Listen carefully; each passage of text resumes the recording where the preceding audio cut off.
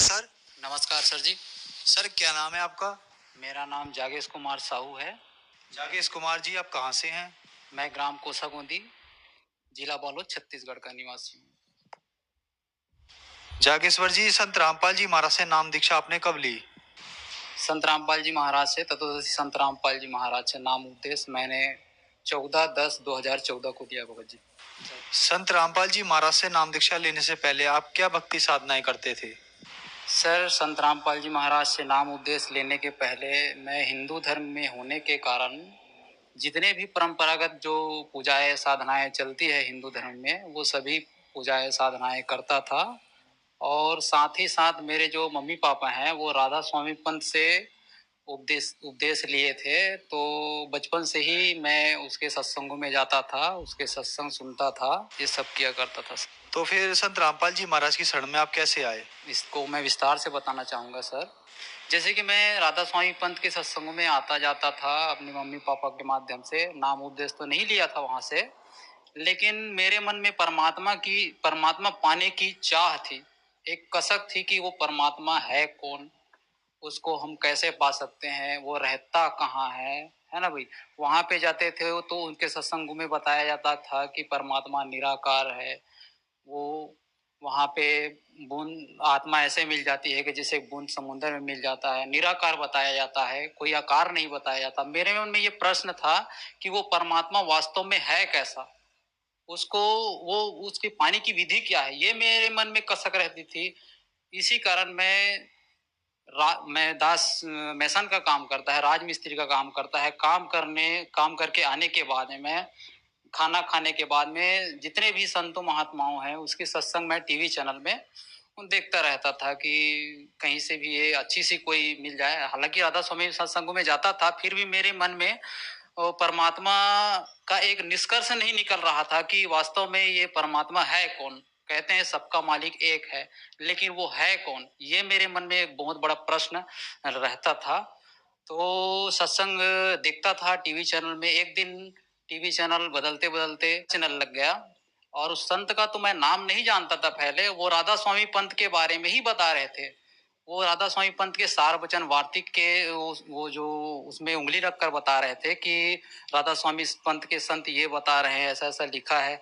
मैं उसको देखा, मैं एकदम खुश हो गया कि देखिए, मैं अपने मम्मी पापा को बताने लगा कि देखिए एक संत आए हैं माँ, जो बता रहे हैं कि राधा स्वामी पंथ के पुस्तक को दिखला रहे हैं, आओ देखो। मैं उसको बुलाने लगा, मैं इतना खुश हो गया कि एक राधा स्वामी पंथ के वो संत के पुस्तक को दिखला रहे हैं। मैं देखता रहा। उसके बाद में उसमें बोले कि राधा स्वामी पंथ में जितने भी साधना कर रहे हैं ये सब काल के नाम जाप कर रहे हैं, है ना। और इसकी भक्ति विधि सही नहीं है। इसके जो राधा स्वामी पंथ के जो प्रवर्तक है वो भूत बने। ये सुनकर मेरे दिमाग एक धक्का लगा कि यार ऐसे कैसे हो सकते हैं। और मैं संत रामपाल जी महाराज को ओ, मैं ये कहा कि यार इसको कौन संत बना दिया, है ना भाई, कि किसी भी संत कुछ भी बता रहा है उसको ऐसे कैसे बोल सकते हैं। ये अपने हिसाब से बताना चाहिए, सब संत महात्मा अपने अपने हिसाब से बताते हैं, ये कैसे बोल दिया। ऐसा करके मैं चैनल बंद कर दिया। फिर मेरे मन में वो जो संत रामपाल जी महाराज के जो सत्संग सुना था वो दिमाग में चलता रहा। मैं दिन भर काम करते करते सोचता रहा कि ये वास्तव में ऐसा क्यों बोल रहे हैं। मैं दूसरे दिन फिर चैनल ऑन किया, उसी समय फिर देखा, तो उस दिन पर संत रामपाल जी महाराज देवी भागवत को दिखला रहे थे। उसको देखा तो ठीक ठीक लगा, देखता रहा। एक दिन फिर उसी समय आया, फिर बता रहे थे राधा स्वामी पंथ के बारे में। मैं उस दिन ठान के बैठा था कि आज मैं देखूंगा कि ये संत आखिर ये क्यों कह रहे हैं। कहीं ना कहीं इसके पीछे कोई कुछ तो वजह होगी। अगर आखिर कोई संत किसी को ऐसा क्यों कहेंगे। तो देखता रहा। जब देखा सर कि शुरू से लेकर अंत तक के बताया, पूरा प्रमाण के साथ बताया, सभी संतों महात्माओं की वाणियों से मिलान करके बताया, तब मैं अपने कलेजों को पकड़ के बैठ गया भगत जी। और मेरे आंख से आंसू नहीं थमा। हे मालिक, आप यहाँ बैठे हैं, आप यहाँ बैठे हैं परमात्मा। मैं आपको कहाँ कहाँ नहीं खोज रहा था मालिक, आप तो यहाँ बैठे हैं परमात्मा। मैं अपने आप को रोक नहीं पाया। मैं कुर्सी पे बैठे बैठे संत रामपाल जी महाराज का सत्संग सुनते रहा। और उसमें मेरे को पूर्ण रूप से प्रमाण के साथ गुरुजी ने सत्संग में विस्तार से बताया और मैं अपने आप को रोक नहीं पाया और मैं 14/10/2014 को संत रामपाल जी महाराज की शरण में जाकर नाम उपदेश लिया सर। सर, जैसे कि संत रामपाल जी महाराज से जो भी श्रद्धालु नाम दीक्षा लेते हैं तो उनको लाभ तो जरूर होते हैं, तो क्या आपको भी कुछ ऐसा लाभ हुई? हाँ सर, संत रामपाल जी महाराज से पहले हम नाम उपदेश नहीं लिए थे, तो भक्ति कर रहे थे, उससे हमको लाभ और हानि का तो पता ही नहीं था। लाभ और हानि का पता जब चला जब हम संत रामपाल जी महाराज से नाम उपदेश लिए। संत रामपाल जी महाराज से नाम उपदेश लेने के बाद अनेकों लाभ हुए भगत जी। उसमें से मैं आपको आपको थोड़ा लाभ बताना चाहूंगा, क्योंकि ज्यादा बताऊंगा तो आपके पास समय नहीं है, तो थोड़ा लाभ बताना चाहूंगा। जैसे कि ये दास मेसन का काम करता है। थोड़ी दिन हुए थे मेरे को संत रामपाल जी महाराज से प्रथम नाम उपदेश लेकर आए हुए। मैं रात को लगभग 7 साढ़े 7 बजे काम से वापिस आ रहा था सर जी, और शाम का समय था, रात्रि थी, है ना। उधर से ट्रैक्टर आ रहा था, देर से मैं साइकिल से वापस घर आ रहा था। ट्रैक्टर में एक लाइट जल रही थी, उसकी जो हेडलाइट है, एक लाइट बंद थी, एक लाइट जल रही थी। और इधर से मैं जा रहा था, मैं समझा कि वो मोटरसाइकिल आ रहा होगा। मेरे दोस्त और मैं दो दो जने थे, और मैं आराम से सतनाम का जाप, संध्या आरती तो कर चुका था, सतनाम का जाप करते करते आ रहा था। जैसे ही नजदीक ढलान थी भगत जी, सर जी, वो जैसे ही मैं नजदीक आया, मैं देखा अरे ट्रैक्टर, अब भाई मैं तो मरूंगा भाई, मेरा तो हो गया आज। मेरी आंखें बंद हो गई है, मालिक आप जानो, अब जो करना है आप जानो परमात्मा। उसके बाद मेरी आंखें बंद हो गई, पता नहीं चला सर कि मैं कैसे रोड के बगल में था, गाड़ी पार हो गई। जब मेरी आंखें खुली तो यार मैं कहाँ हूँ। मेरे दिल मन में ऐसा धक्का लगा कि हे मालिक, आप आज आपकी शरण में अगर मैं नहीं होता तो उस दिन मेरी जान निश्चित ही जानी थी सर। ये परमात्मा ने मुझे जीवन दान दिया। उसके बाद में मैं इतना काम करता था, राजमिस्त्री का काम करता था, हम सभी लोग काम करते थे। बहुत ज्यादा काम करने के बाद भी हमारे पास में बचता नहीं था। हमेशा कर्ज में डूबे हुए थे। उसके बाद में खाने के लिए, ठीक से अपना जीवन यापन करने के लिए दो रोटी का साधन भी नहीं था, मजदूरी करते थे। उसके बाद में परमात्मा ने धीरे धीरे हमारी आर्थिक स्थिति, संत रामपाल जी महाराज की सद्भक्ति लेने के बाद हमारी आर्थिक स्थिति में थोड़ा सुधार हुआ, दो पैसे बचने लगे। और दास का छोटा बच्चा था, उसको बहुत शारीरिक रूप से परेशानी थी। वो हमेशा तबीयत खराब, एक का तबीयत खराब होता था, उसको हॉस्पिटल ले जाते थे, उसका ठीक होता था, उसको हॉस्पिटल ले जाते थे। जितने भी हम मजदूरी करते थे, जितने भी कमाई आता था, केवल हॉस्पिटल में ही जाता था, एक पैसा बचता नहीं था। और उसके बाद में संत रामपाल जी महाराज से नाम उपदेश लेने के बाद में वो धीरे धीरे वो परेशानी थी वो दूर हो गई, और ये हमको आर्थिक लाभ हुआ। और मेरी भगतमती जो है, मेरी भगतमती का मैं बताना चाहूंगा, उसको भी परमात्मा ने जीवन दान दिया है। और बर्तन मांजने के लिए अचानक बैठी तो अचानक पेट में उसका दर्द हुआ।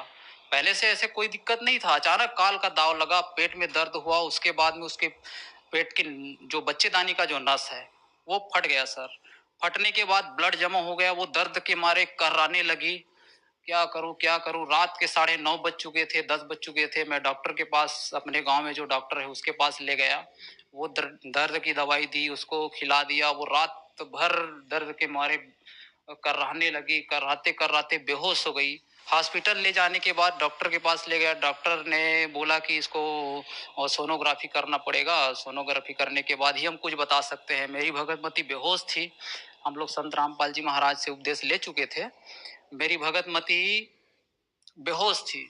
उसके बाद डॉक्टर बोले कि इसके जो पेट की जो नस है, बच्चेदाने का जो नस है वो फट चुका है, और उस जान को बचाने के लिए हमको उसका ऑपरेशन तत्काल करना पड़ेगा। तो मैं बोला ठीक है सर, अब ऑपरेशन करना पड़ेगा तो आप ऑपरेशन कीजिए। अब मैं क्या करूं, मेरा दिमाग काम नहीं कर रहा था, अचानक ऐसा हुआ। तो मन ही मन परमात्मा की याद आई, परमात्मा तत्वदर्शी संत रामपाल जी महाराज की याद आई। तो मैं तत्वदर्शी संत रामपाल जी महाराज के जो कांटेक्ट नंबर दिए होते हैं उसमें फोन किया और प्रार्थना लाया कि हे मालिक, ऐसा ऐसा बात है, मेरी भगतमती का जो है ये ऑपरेशन बोल रहे हैं, क्या करूं मालिक। तो परमात्मा मालिक का आदेश आया कि ठीक है बेटा, परमात्मा दया करेंगे। तो उसके बाद में मैं आया, डॉक्टर मुझे बुलाए, जहाँ पे ऑपरेशन थिएटर था वहां अंदर लेकर गए। वहाँ ऑपरेशन चल रहा था, उसी समय बोले डॉक्टर दिखाए उस जितने भी सिचुएशन थी उसको दिखलाए, इतना ब्लड निकल चुका है, इतना ब्लड निकल रहा है, साफ नहीं हो रहा है और हम आपको कुछ नहीं बता सकते। और अगर ये मैं आपको बता रहा हूँ कि 72 घंटे के अंदर-अंदर अगर इसको होश आ गया, तब आप मानिए कि ये जीवित रहेगी, नहीं तो हम कुछ नहीं कह सकते, आप इंतज़ार कीजिए, ऐसा करके बोले और एक कागज़ पे साइन किए। ये धमतरी के नर्सिंग होम की बात है, मैं आपको बता रहा हूँ।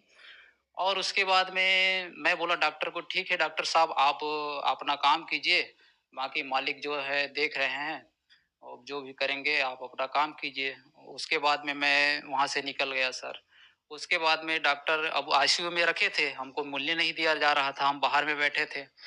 तो 72 घंटे तक इंतज़ार करने के लिए अब मैं तो मेरे को तो ये नहीं था कि वो बचेगी, ऐसा नहीं था। उस दिन तो उसकी मृत्यु होनी थी। संत रामपाल जी महाराज के बाद प्रार्थना लगाए, संत रामपाल जी महाराज का आदेश आया कि ठीक है बेटा, परमात्मा दया करेंगे और इंतज़ार किए। उसके बाद जो डॉक्टर हमको 72 घंटे का समय दिया था, मालिक की संत रामपाल जी महाराज की दया से वो केवल 8 घंटे में ही उसको होश आ गया। और आज वो पूर्ण रूप से स्वस्थ है, जीवित है। इस तरह से परमात्मा मालिक हम सब तत्वदर्शी संत रामपाल जी महाराज की दया से उसको भी जीवन दान मिला, मुझे भी जीवन दान मिला। दास के पास 2 रोटी का साधन नहीं था, मालिक ने वो भी दया किया। तो इस तरह से हमको सारे लाभ मिले। एक आध्यात्मिक लाभ भी हुआ है, मैं उसको भी आपको थोड़ा-सा बताना चाहूँगा। मैं एक दिन सतलोक लेकर गए संत रामपाल जी महाराज मुझे। संत रामपाल जी महाराज मेरे आगे-आगे चल रहे थे, मैं पीछे में चल रहा था। सतलोक के ओ सामने मैं गया। मैं अकेला था वहाँ पे, संत रामपाल जी महाराज वहाँ पे नहीं थे। मैं इधर-उधर देख रहा था कि मैं ये कहाँ आ गया। बहुत बड़ा गेट था और मैं इधर-उधर देख रहा था, गेट अचानक खुला। गेट खुला तो उसमें थे एक दूधिया प्रकाश, उस प्रकाश का तो मैं वर्णन नहीं कर सकता। मैं देखा, मेरे को लगा कि मैं ये कहाँ आ गया? उसके बाद में उधर से हंस आत्माएँ आईं, बहुत बड़े-बड़े उसके शरीर थे, लंबे-लंबे हाथ थे, सफ़ेद वस्त्र धारण किए थे। बहुत दूर से देखा, मैं गेट के सामने खड़ा था, वो लोग खुशी मनाते आ रहे थे। आए और मुझे सीने से लगा लिए, सीने से लगाए और सीधे ले गए। उसके बाद मैं परमात्मा के इधर-उधर और ज़्यादा कुछ तो नहीं देखा, सीधा परमात्मा जहाँ पे उसके सिंहासन है, वहाँ पे गया और दंडवत प्रणाम किया। बगल में तत्वदर्शी संत रामपाल जी महाराज थे, सिंहासन में पूर्ण परमात्मा कबीर साहिब जी विराजमान थे। और उसके बाद में दंडवत प्रणाम किया। उसके बाद सिर ऊपर करके देखा तो तत्वदर्शी संत रामपाल जी महाराज सिंहासन पर विराजमान थे। मैं वहां से उठा, चंवर किया, चंवर करने के बाद में फिर दंडवत प्रणाम किया और संत रामपाल जी महाराज का, मालिक का इतना जोर से जय घोष किया। मैं अपने जीवन में उतना जोर से जय घोष नहीं किया था। मैं नींद से मेरी आवाज बाहर निकल गई। भगतमती मेरी बगल में सोई थी। वो बोले कि क्या कर रहे हो भगत जी? मैं उसको बता नहीं पाया। मेरा शरीर जो है एकदम सुन्न हो गया था। मैं बता नहीं पाया उसको। सवेरे उसको बताया कि मैं ऐसा ऐसा बात है, मैं सतलोक गया था, मालिक के दर्शन हुए, मैं अब यही है, ये आध्यात्मिक लाभ भी हुआ है। सर, संत रामपाल जी महाराज से नाम दीक्षा कैसे ली जा सकती है?